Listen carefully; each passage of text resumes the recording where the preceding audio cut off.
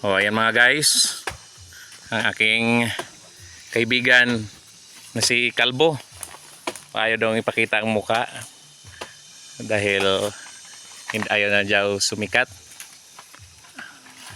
Kukunin na namin ang saging. Bumagsak ang saging. O natanggal ang kanyang bunga.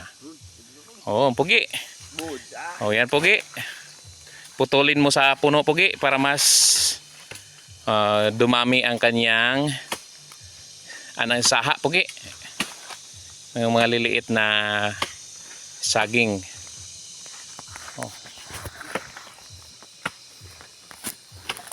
Sayang. O nilagay na ni pugi number 1 ni Mr. Ronald ang nakuha namin saging sa sako. Oh, meron pa tayong isa doon. Kukunin natin 'yon. Maganda 'yon.